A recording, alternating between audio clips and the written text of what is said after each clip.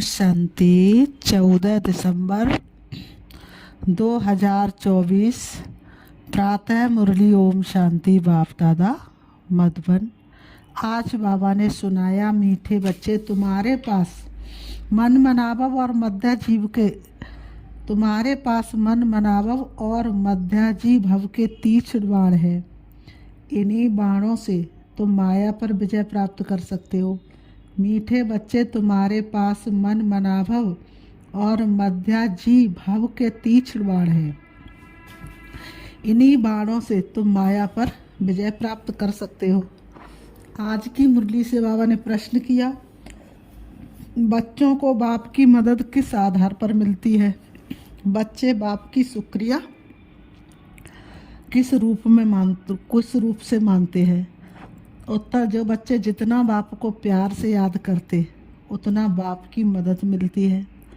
प्यार से बातें करो, अपना कनेक्शन ठीक रखो, श्रीमत पर चलते रहो तो बाप मदद करता रहेगा। बच्चे बाप की शुक्रिया मानते हैं। बाबा, आप परम धाम से आकर हमें पतित से पावन बनाते हो। आपसे हमें कितना सुख मिलता है, प्यार में आंसू भी आ जाते हैं। ओम शांति। बच्चों को सबसे प्रिय है माँ और बाप। छोटे छोटे बच्चे होते हैं तो किससे ज़्यादा प्यार करते बच्चे? माँ और बाप से। और माँ बाप को फिर बच्चे हैं बहुत प्रिय। अब बाप जिसको तुम्हें वो माता पिता कहते हैं, लौकिक माँ बाप को तो कोई ऐसे कह ना सके। ये महिमा है ज़रूर, परंतु किसकी है ये कोई जानते नहीं। अगर जाने तो वहाँ चला जाए और बहुतों को ले जाए, परंतु ड्रामा की भाभी ही ऐसी है। जब ड्रामा पूरा होता है तब ही आते हैं। आगे मूवी नाटक होते थे, जब नाटक पूरा होता था तो सभी एक्टर्स स्टेज पर खड़े हो जाते थे। ये भी बेहद का बड़ा नाटक है। ये भी सारा बच्चों की बुद्धि में आना चाहिए। सतयुग, त्रेता, द्वापर, कलयुग, ये सारी सृष्टि का चक्र है। ऐसे नहीं मूल वतन सूक्ष्म वतन में चक्र फिरता है, सृष्टि का चक्र यहाँ ही फिरता है। बाबा ने कहा सृष्टि का चक्र यहाँ ही फिरता है। गाया भी जाता एक ओंकार सतनाम। बाबा ने कहा गाया भी जाता एक ओंकार सतनाम। किसने गाया? सिख धर्म वालों ने, गुरु नानक ने गाया। ये महिमा किसकी है?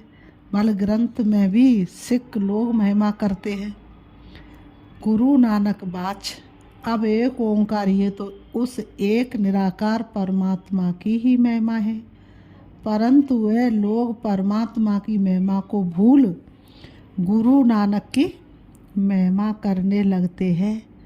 परमात्मा की महिमा भूल जाते और किसकी महिमा करने लगते हैं? गुरु नानक की।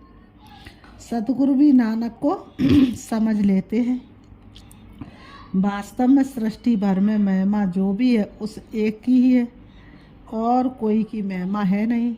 अभी देखो, ब्रह्मा में अगर बाबा की प्रवेशता नहीं होती तो ये कौड़ी तुल्य है। क्या निराली शान है।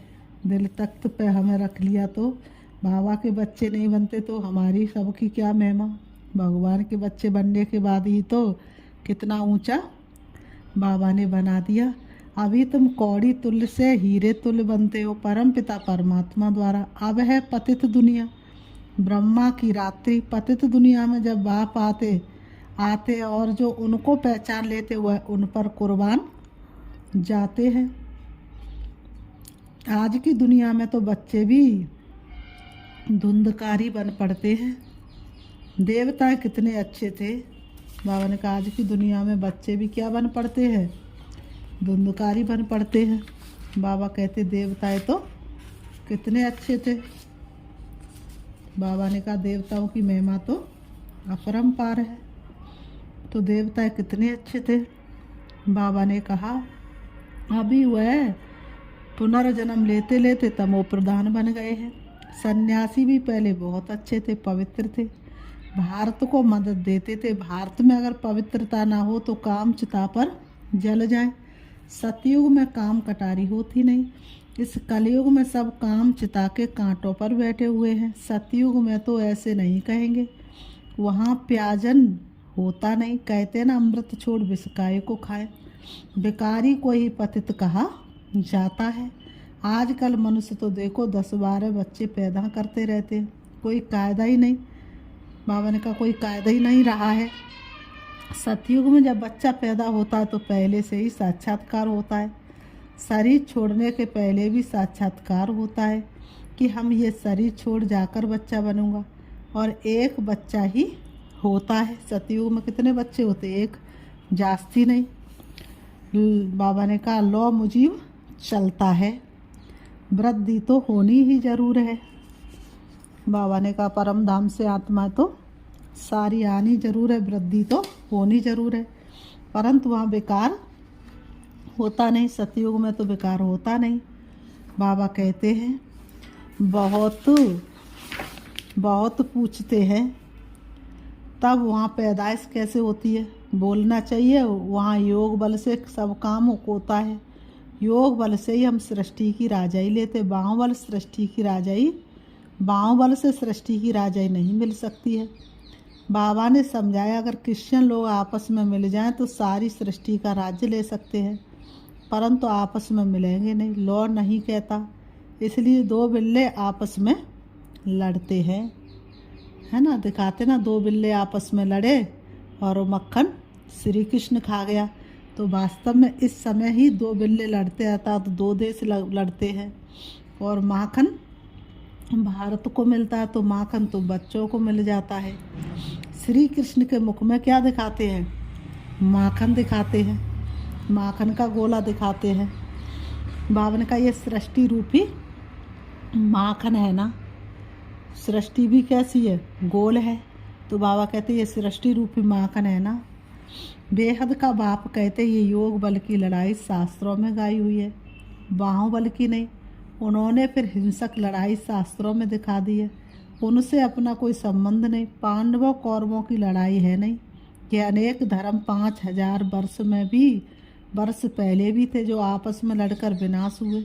पांडवों ने देवी देवता धर्म की स्थापना की। ये है योग बल जिससे सृष्टि का राज्य मिलता है। माया जीत जगत जीत बनते हैं। सतयुग में माया रावण होता ही नहीं, वहाँ थोड़े ही रावण का बुत बनाकर जलाएंगे। सतयुग त्रेता में थोड़ी ना रावण का बुत बनाकर जलाएंगे। बुत चित्र कैसे कैसे बनाते हैं, ऐसा कोई दैत्यवासुर होता नहीं। ये भी नहीं समझते 5 विकार स्त्री के और 5 विकार पुरुष के हैं, उनको मिलाकर 10 शीश वाला रावण बना देते हैं। जैसे विष्णु को भी 4 भुजाएं देते हैं। मनुष्य तो ये कॉमन बात भी समझते नहीं, बड़ा रावण बनाकर जलाते हैं।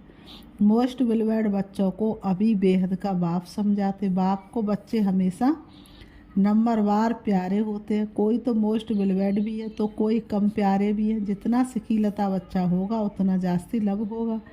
यहाँ भी जो सर्विस पर तत्पर रहते, रहम दिल रहते, वह प्यारे लगते हैं।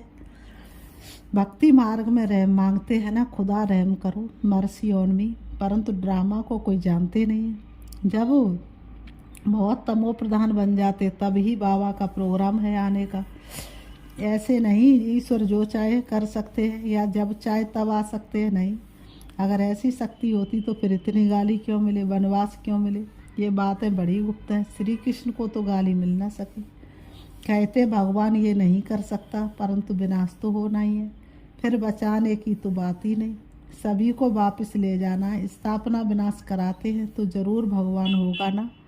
परमपिता परमात्मा स्थापना करते हैं। किसकी? मुख्य बात तुम पूछो, मुख्य बात तुम पूछो ही। ये गीता की गीता का भगवान कौन? सारी दुनिया इसमें मूझी हुई है। उन्होंने तो मनुष्य का नाम डाल दिया है। आदि सनातन देवी देवता धर्म की स्थापना तो भगवान बगैर कोई कर नहीं सकता। फिर तुम कैसे कहते हो श्री कृष्ण गीता का भगवान है? विनाश और स्थापना कराना किसका काम है? गीता के भगवान को भूल गीता को ही खंडन कर दिया है। ये बड़े ते बड़ी भूल है।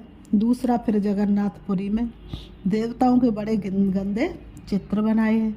गवर्नमेंट की मना है गंदे चित्र रखने की, तो इस पर समझाना चाहिए। इन मंदिरों पर कोई की बुद्धि में ये बातें आती नहीं है।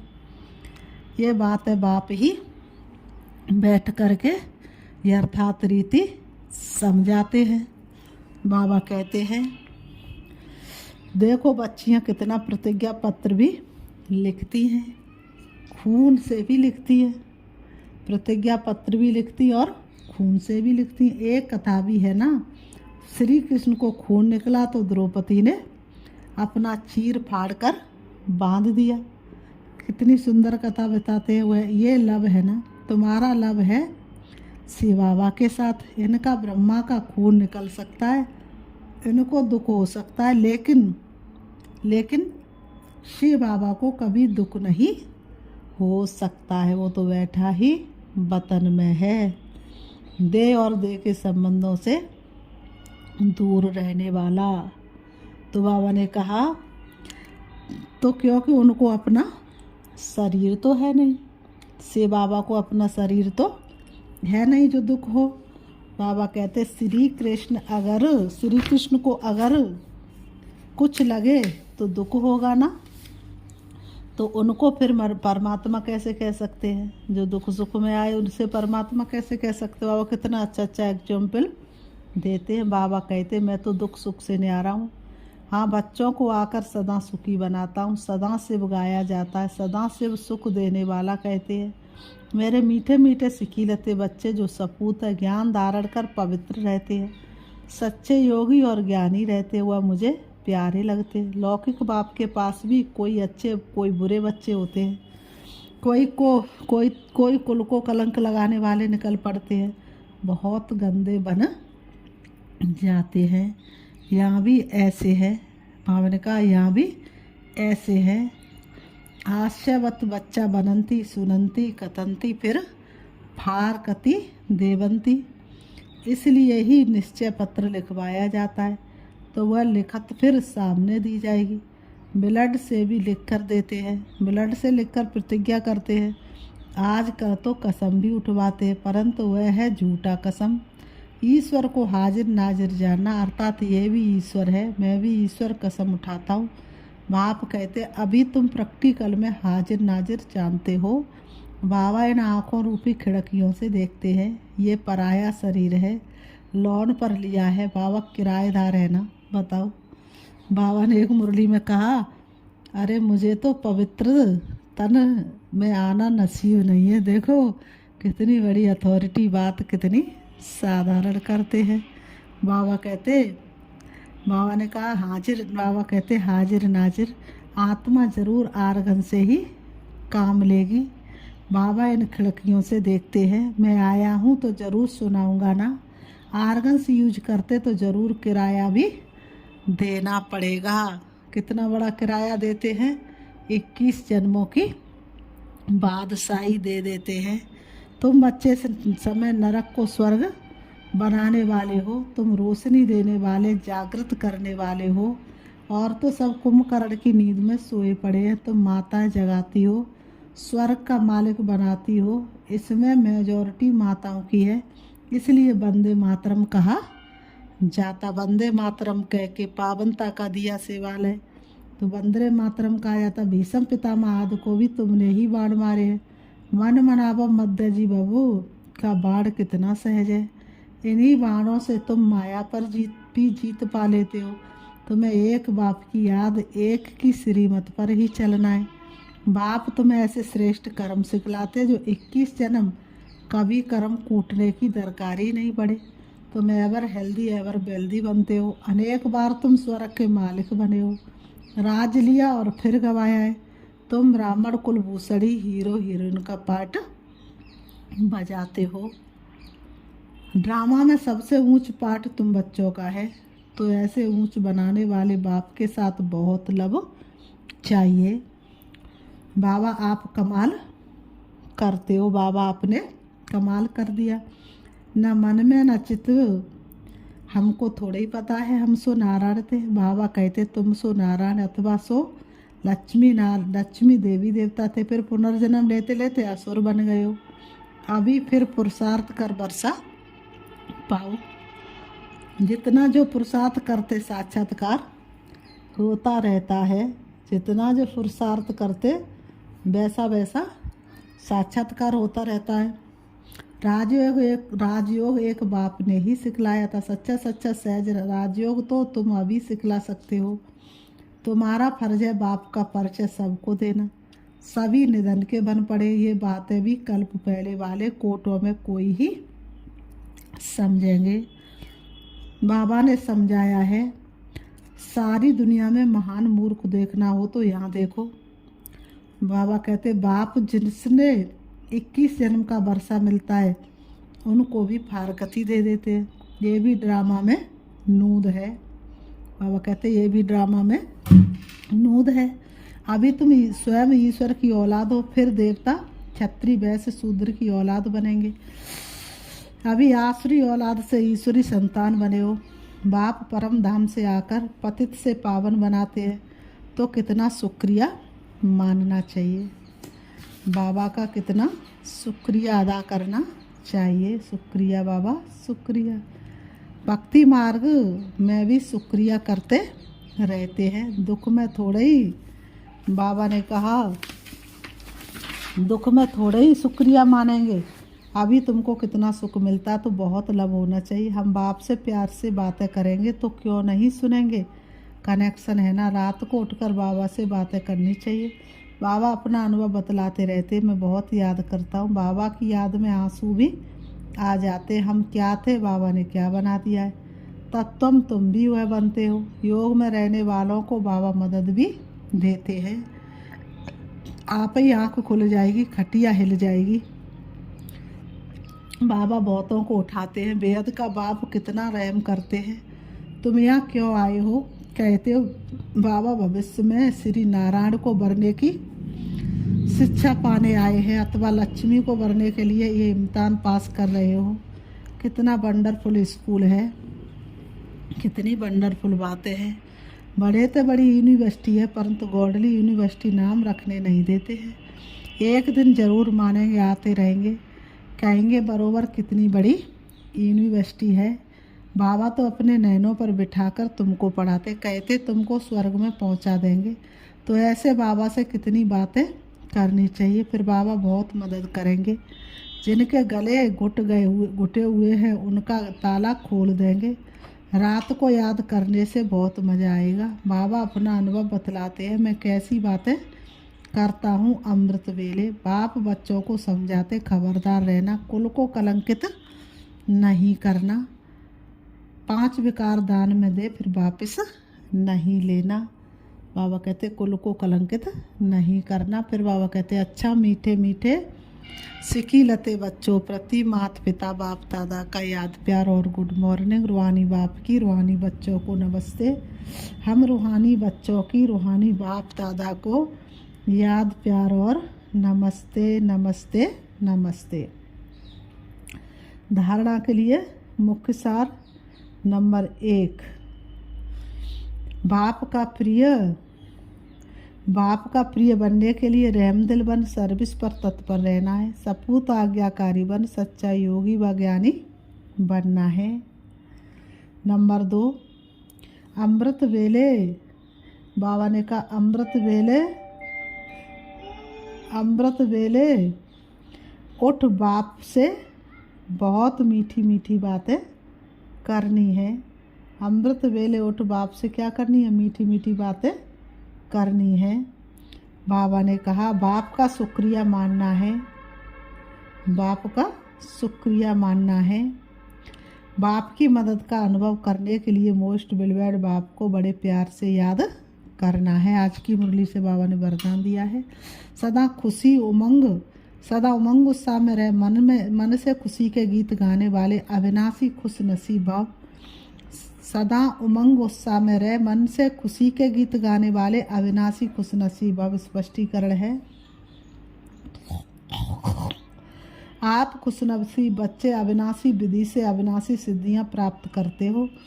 आपके मन से सदा बाबा की खुशी के गीत बजते रहते हैं। बा बाबा बहा तकदीर बहा मीठा परिवार, बहा श्रेष्ठ संगम का सुहावना समय, हर कर्म बाबा है इसलिए आप अविनाशी खुश नसीब हो। आपके मन में कभी वाई क्यों मैं नहीं आ सकता। वाई के